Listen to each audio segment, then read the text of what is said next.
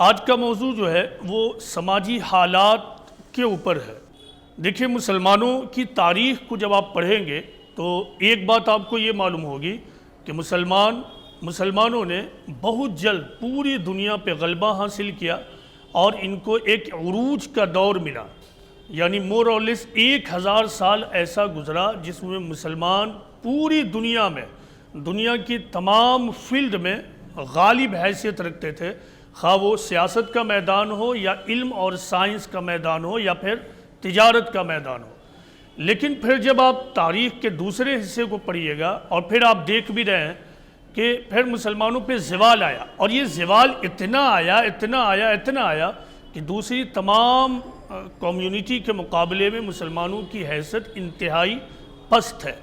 اس کی ایک وجہ تو وہ ہے جو گزشتہ جمعہ میں بات چیت ہوئی، قرآن و حدیث سے وہ بالکل واضح ہے کہ مسلمانوں کے اوپر دینی ذمہ داری یہ ہے کہ وہ دوسری قوموں تک خدا کا پیغام پہنچائیں۔ اگر یہ پہنچائیں گے تو خدا کی نصرت ان کے شامل حال ہوگی، نصرت یعنی مدد، اور جب ایسا نہیں کریں گے تو اللہ کی مدد ان کے شامل حال کسی بھی معاملے میں نہیں ہوگی، خواہ انفرادی معاملہ ہو، ویکتیگت معاملہ ہو، انڈیویجول معاملہ ہو یا پھر نیشنل لیول پر معاملہ ہو، اللہ کی مدد نہیں ہوگی جب تک مسلمان اس ذمہ داری کو اپنے اوپر فرض سمجھتے ہوئے نہیں اپناتے ہیں۔ لیکن ظاہر ہے کوئی ایک فیکٹر تو آدمی کے زوال کا یا کسی قوم کے زوال کا سبب نہیں بنے گا۔ بہت سارے اسباب میں سے ایک بڑا سبب اور ایک بڑی وجہ یہ ہے کہ بعد کے زمانے میں مسلمانوں کے اندر جھگڑے کی صفت پیدا ہو گئی، آپس میں جھگڑا، دوسروں سے جھگڑا، اور یہ جھگڑے کی صفت اتنی زیادہ بڑھی کہ ایسا معلوم ہوتا ہے کہ یہ ہماری سوسائٹی کا ایک لازمی حصہ بن گیا۔ اور پھر جھگڑا کیا ہے؟ جھگڑا نفرت کو لیڈ کرتا ہے۔ جھگڑا کے بعد آپس میں معاونت اور ہیلپ کی جو فضا ہے وہ ختم ہو جاتی ہے۔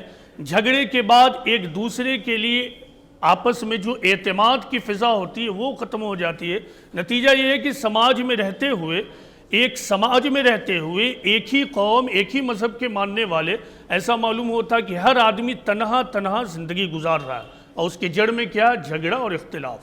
جب آپ جھگڑے اور اختلاف کی جڑ میں جائیں گے تو آپ کو یہ معلوم ہوگا کہ جو جھگڑے ہوتے ہیں، چاہے وہ فیملی کے لیول پر ہو یا پھر سوسائٹی کے لیول پر یا نیشن کے لیول پر، اکثر جھگڑوں کی بنیاد میں کوئی لازمی چیز نہیں ہوتی ہے، کوئی ایسی بہت بڑی چیز نہیں ہوتی ہے کہ اس جھگڑے کو ٹالا نہ جا سکے۔ اور یہ جھگڑا اگر کسی سماج میں ایک فیملی کے اندر ہو یا پھر محلے میں 2 فیملی کے درمیان ہو، اس کے اثرات پورے کے پورے سماج پر پڑتے ہیں، پورا کا پورا سماج اس کے اثرات سے خالی نہیں رہ سکتا ہے۔ میں نے یہ کہا کہ جھگڑے کی جڑ میں کیا ہے؟ کوئی بھی لازمی چیز نہیں ہوتی ہے، آدمی چاہے تو جھگڑے کو ٹال سکتا ہے۔ بنیادی طور سے 2 بڑی وجہیں ہمیشہ جھگڑے میں ہوتی ہیں، 99% معاملات میں 2 بڑی وجہیں، چاہے گھر میں ہو، گھر کے باہر ہو۔ پہلا، ایک چھوٹا سا جملہ، بد زبانی یا پھر غلط فہمی، یہ 2 ہی وجہیں ہوتی ہیں جن کی بنیاد پہ ایک معمولی بات بہت بڑی بات معلوم ہوتی ہے۔ 2 دن پہلے مجھے یہ معلوم ہوا ایک صاحب کے ذریعہ، پڑوس میں ایک محلہ ہے، وہاں عرس ہو رہا تھا، پھر اس عرس کے درمیان کچھ لوگوں کے درمیان کچھ بات ہوئی ہوگی، پھر بات اتنی بڑھی کہ 2 گروپ کے درمیان روڑے بازی ہونی شروع ہوئی، اور یہ سب کچھ ایک مسلم محلے میں ہو رہا تھا، دینی فضا اور دینی ماحول کے اندر ہو رہا تھا۔ یہ روڑے بازی اتنی بڑھی کہ بالآخر پولیس کو بلانا پڑا۔ جو چھوٹے چھوٹے تاجر تھے، بھیڑ اور میلے کے ماحول کو دیکھ کر اپنی تجارت کرنا چاہتے تھے، وہ سب ٹھپ ہو کر رہ گیا۔ اب اس کے جڑ میں جا کر آپ تحقیق کیجئے تو آپ کو کوئی بھی لازمی چیز نہیں ملے گی کہ اس کو ٹالا نہیں جا سکتا تھا۔ یہی معاملہ تمام بڑے جھگڑوں میں ہے۔ میں نے ایک واقعہ پڑھا تھا آزادی سے پہلے کے ہندوستان کا، اس واقعے پر غور کیجئے اور پھر آپ میکسیمم اس طرح کے معاملات پر اس واقعے کو چسپاں کر سکتے ہیں۔ آزادی سے پہلے 2 زمیندار رہتے تھے، اس میں سے ایک مذہبی تھا، وہ داڑھی بھی رکھتا تھا، دوسرا داڑھی نہیں رکھتا تھا۔ تو واقعہ کچھ یوں ہے کہ جو بے داڑھی والا زمیندار مسلمان تھا، اس نے داڑھی والے زمیندار مسلمان کو کچھ شیرینی تحفے کے طور پر بھیجا۔ اب جو داڑھی والا زمیندار تھا اس نے بے داڑھی والے زمیندار کے اس شیرینی کو یہ کہہ کر ٹھکرا دیا کہ میں بے داڑھی والوں کی چیز کو ایکسپٹ نہیں کرتا ہوں۔ اب بے داڑھی والا جو آدمی تھا وہ بھی لینڈ لارڈ تھا، زمیندار تھا، اس نے اس بات کو لیا، دونوں میں نفرت بڑھی، انتقام کا جذبہ پیدا ہوا، یہ بات اور بڑھتی چلی گئی، پھر دونوں ایک دوسرے کے کھیت کاٹنے لگے، ایک دوسرے کے لوگوں کو قتل کرنا، اور پھر یہاں تک کہ مقدمہ بازی شروع ہوئی، اور یہ مقدمہ اس وقت تک چلتا رہا جب تک کہ دونوں کے گھر کے زیورات تک نہ بک گئے۔ اب یہ غور کیجئے کہ یہ دو زمینداروں کے درمیان یہ جھگڑا کہاں سے شروع ہوا؟ صرف ایک چیز سے کہ میں بے داڑھی والے مسلمان کا یا بے داڑھی والے آدمی کی کوئی چیز قبول نہیں کرتا ہوں۔ اکثر جھگڑے کے درمیان بس یہی چیزیں ہوتی ہیں اور آدمی معاملے کو کہاں سے کہاں لے کر جاتا ہے اور پھر سماج میں فساد برپا ہوتا ہے۔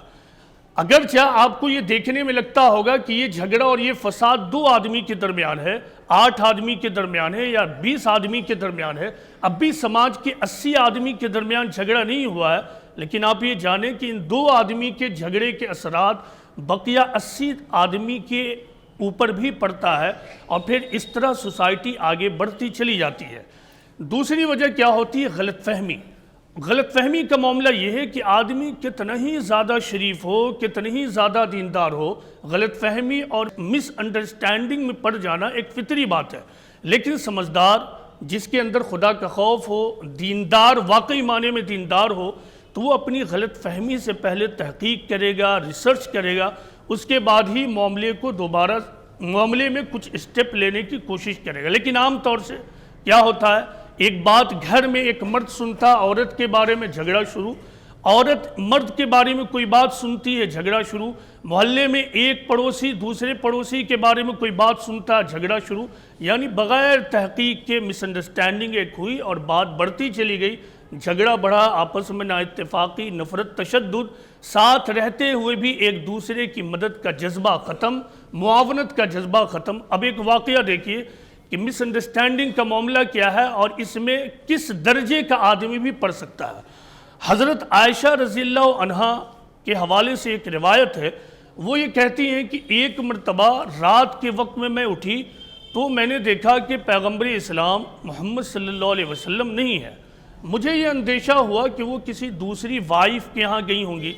میں نے تلاش کرنا شروع کیا، میں نے پایا کہ آپ مسجد میں ہیں، آپ مسجد میں ہیں اور سجدے اور یا رکوع کی حالت میں، روایت میں اسی طرح الفاظ ہیں، سجدے یا رکوع کی حالت میں، اور آپ یہ کہہ رہے ہیں کہ اللہ تو پاک ہے، تمام تعریفیں تیری ہی لیے ہیں اور تیرے سوا کوئی معبود نہیں ہے۔ حضرت عائشہ رضی اللہ عنہا نے یہ جب دیکھا تو وہ بول پڑی کہ اے اللہ کے رسول، میرے باپ اور ماں آپ پر قربان ہو۔ عجیب بات ہے کہ میں ایک اور حالت میں ہوں اور آپ ایک اور حالت میں ہیں۔ حضرت عائشہ رضی اللہ عنہا کے اس واقعے پر غور کیجئے۔ حضرت عائشہ رضی اللہ عنہا نے سوچا کہ رسول اللہ صلی اللہ علیہ وسلم اس وقت دوسری وائف کے گھر پر ہے، حالانکہ رسول اللہ کہاں؟ اللہ کے گھر میں تھے۔ حضرت عائشہ رضی اللہ عنہا کو خیال ہوا کہ اس وقت پروفٹ محمد کو دوسری وائف کی یاد آئی، حالانکہ اس وقت پیغمبر اسلام کو اللہ کی یاد آئی تھی، اور اسی یاد کے تحت آپ مسجد میں چلے گئے تھے۔ یعنی ایک غلط فہمی ہوئی اور ایک غلط فہمی کے تحت آپ نے ایک سوچ بنا لی۔ اکثر یہی ہوتا ہے کہ آدمی ایک سوچ بناتا ہے، اپنے کچھ ظاہری انفارمیشن کے مطابق ایک رائے بناتا ہے، اور بعد میں اس کو معلوم ہوتا ہے کہ یہ رائے میری غلط ہے۔ یاد رکھیے کہ سماج میں اس طرح کی غلط فہمی سے آپ بچ نہیں سکتے ہیں۔ غلط فہمی کا معاملہ یہ ہے کہ صحابی کے درجہ کے انسان بھی غلط فہمی میں پڑ سکتا ہے، تو پھر دوسرے لوگ تو اس معاملے میں زیادہ غیر محفوظ ہیں، ہم اور آپ تو زیادہ غیر محفوظ ہیں، لہٰذا ہمیں غلط فہمی سے اپنے آپ کو بچانا ہے۔ اکثر یہ جھگڑے اور فساد غلط فہمی کی وجہ سے شروع ہوتے ہیں، اور پھر گھر کا گھر بکھرتا ہے، سماج میں رشتے نہیں بن پاتے ہیں، ایک دوسرے سے آدمی ملتا بھی ہے لیکن یہ ملنا صرف اور صرف دکھاوے کا ہوتا ہے، کیونکہ کسی کو بھی ایک دوسرے پر اعتماد ہی نہیں ہوتا ہے۔ مسلم معاشرہ ایسا معاشرہ نہیں ہوتا ہے۔ مسلم معاشرہ دراصل ایک ایسا معاشرہ ہوتا ہے جس میں ہر ایک آدمی کو دوسرے آدمی پر مکمل اعتماد ہوتا ہے، اس کو اس بات کا یقین ہوتا ہے کہ میرے ہر برے حال میں، ہر برے معاملے میں میرا پڑوسی میری مدد کرے گا، اور اگر میری مدد نہ کر سکا تو پھر وہ مجھے نقصان بھی نہیں پہنچائے گا۔ ایک روایت کے مطابق ایک مرتبہ پیغمبر اسلام محمد صلی اللہ علیہ وسلم ایک گروپ اور ایک محفل کی طرف سے گزر رہے تھے، لوگ آپس میں کچھ ڈسکشن کر رہے تھے، آپ وہاں پہ ٹھہر گئے اور پھر پوچھا کہ اچھا لوگوں یہ بتاؤ کہ تم میں سب سے زیادہ شریف انسان کون ہے؟ اگر یہ سوال ہم لوگوں سے کیا جائے، خاص کے جو ہم میں نمازی لوگ ہیں، دیندار لوگ ہیں، قرآن حدیث کا پڑھنے والے لوگ ہیں، اگر ان سے یہ سوال کیا جائے کہ ہم میں سب سے زیادہ شریف آدمی کون ہے، تو عام طور سے یہ جواب ملے گا جو بہت زیادہ نماز پڑھتا ہو، یعنی کثرت سے مسجد میں داخل ہوتے ہوئے اور نکلتے ہوئے دیکھا جائے، اور اس طرح کے دوسرے دینی عبادات بھی وہ کرتا ہو، عام طور سے ہم یہی کہیں گے۔ اور اس کی ظاہری پہچان ہم نے کیا بنا لیا ہے کہ کچھ اچھے قسم کے لباس ہوں گے، کرتا پیجامہ ہوگا، ٹوپی بھی ہوگا، یعنی ظاہری وضاحت۔ اب دیکھیے پیغمبر اسلام نے جب یہ سوال کیا تو لوگوں نے یہ کہا کہ اے اللہ کے رسول آپ ہمیں بتائیے، آپ بہتر جواب دے سکتے ہیں۔ اللہ کے رسول محمد صلی اللہ علیہ وسلم نے کہا تم میں سب سے زیادہ شریف انسان وہ ہے جس سے خیر کی امید ہو اور جس کے شر سے دوسرے لوگ محفوظ ہوں، یعنی تم میں سب سے زیادہ شریف، دوسرے لفظوں میں سچا مسلمان وہ ہے جس سے لوگوں کو خیر کی امید ہو، جس سے لوگوں کو ویلفیئر کی امید ہو، بیسٹ کی امید ہو، اور اس کے شر سے لوگ محفوظ ہوں۔ یہ مسلم معاشرے کا شریف انسان ہے۔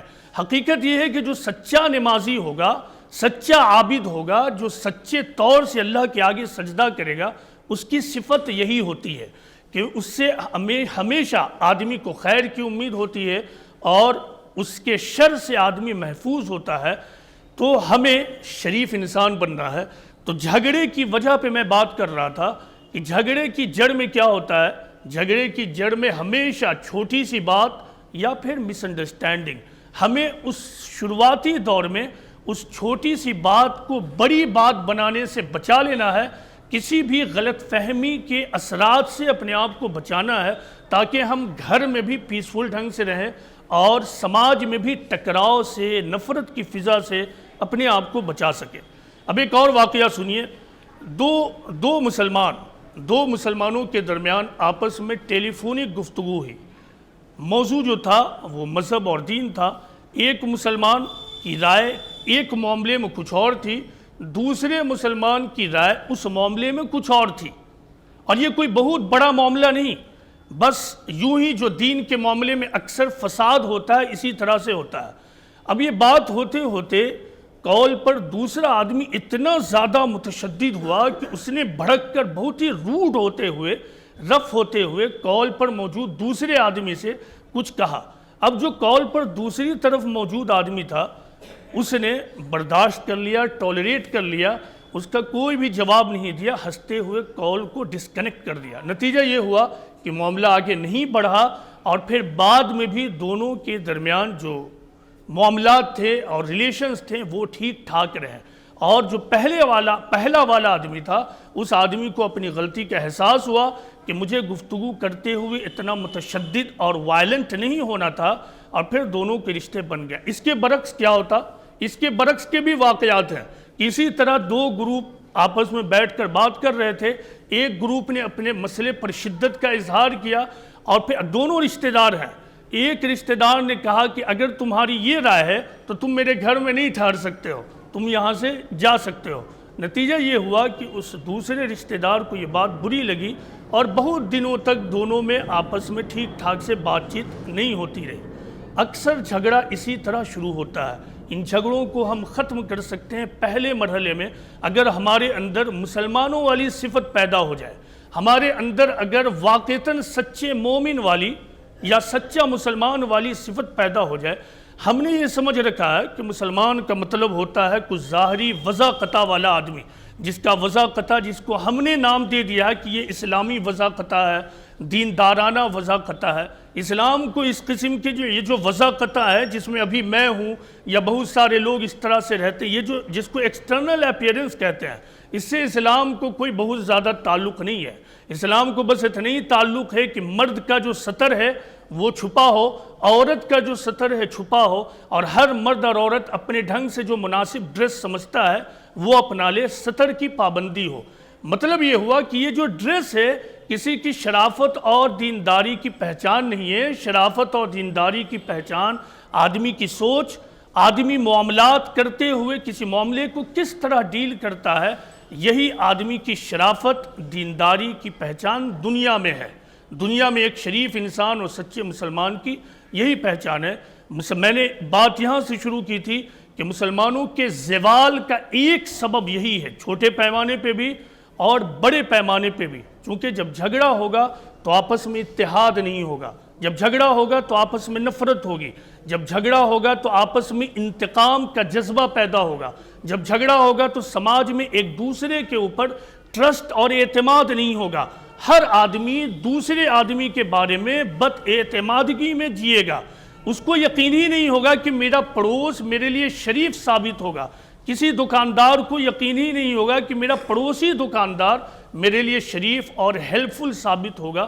اسے ختم کرنے کا آسان طریقہ ہے کہ جو بات جہاں پہلے شروع ہوتی وہیں پہ ڈیفیوز کیا جائے، اور اس کا طریقہ کیا؟ قرآن میں کہا گیا وَالْكَاظِمِينَ الْغَيْظَ وَالْعَافِينَ عَنِ النَّاسِ، یعنی مومن وہ ہے جو اپنے غصے کو کنٹرول کرتا ہے اور دوسروں کو معاف کرنے والا ہوتا ہے۔ غصے پر کنٹرول آپ کو بہت سارے فساد سے بچا سکتا ہے، تو اپنے غصے پر کنٹرول کرنا سیکھیے۔ ہر آدمی کے اندر غصہ پیدائشی طور پر موجود ہوتا ہے، ایسا نہیں ہے کہ کوئی آدمی نماز شروع کر دے، ٹوپی پہننا شروع کر دے، یا پھر اسی طرح کے اور لباس کے اعتبار سے چینج لے آوے تو پھر غصے میں کمی آ جائے گی۔ نہیں، غصہ فطری طور سے یہ ایک سائیکولوجیکل مسئلہ ہے، ہر آدمی کے اندر فطری طور سے موجود ہے، لہٰذا جو آدمی کنٹرول کرنا چاہے گا اس کا غصہ کنٹرول ہوگا، جو آدمی غصے کو کنٹرول کرنا نہیں چاہے گا اس کا غصہ کنٹرول نہیں ہوگا، نتیجہ وہی جھگڑا، وہی فساد، وہی تو میں۔ دیکھیں ہماری زندگی بڑی مختصر ہے، 60 سال 63 سال، کسی کو بونس مل جائے تو اس سے اور آگے بڑھتا ہے، تو آپ دیکھیے اتنی مختصر زندگی کہ آپ یہ چاہتے ہیں کہ لڑ کر بھیڑ کر نفرت پیدا کر اس طرح زندگی گزاریں۔ ہمارے پاس دو میں سے ایک چوائس ہے، یا تو ہم زندگی کو اس طرح گزاریں کہ ہماری آخرت بھی بنے اور موت کے بعد ہمارا سماج ہمیں یاد کرے، یا پھر ہم ایک ایسی زندگی گزاریں کہ موت کے بعد آدمی کو اطمینان ہو جائے کہ سماج کا ایک برا آدمی چلا گیا اور آخرت میں جو انجام ہوگا وہ تو اللہ ہی جانے۔ چوائس ہمارے پاس ہے، چوائس ہمارا اپنا ہوگا کہ ہم اپنے پیچھے کیا وراثت چھوڑ کے جائیں گے اور آخرت کے لیے کیا لے کر ہم جائیں گے۔ چوائس اپنا ہے، ہمیں فیصلہ کرنا ہے کہ ہم کیا کریں۔ ایک انسان کی زندگی میں جب آدمی بچہ سے جوان ہوتا ہے پھر بوڑھا ہوتا ہے، اس درمیان ایک اور بڑا ٹرننگ پوائنٹ آتا ہے۔ وہ بڑا ٹرننگ پوائنٹ کیا ہے؟ وہ بڑا ٹرننگ پوائنٹ اس وقت آتا ہے جب کہ ایک مرد کی شادی ہوتی ہے اور ایک عورت کی شادی ہوتی ہے۔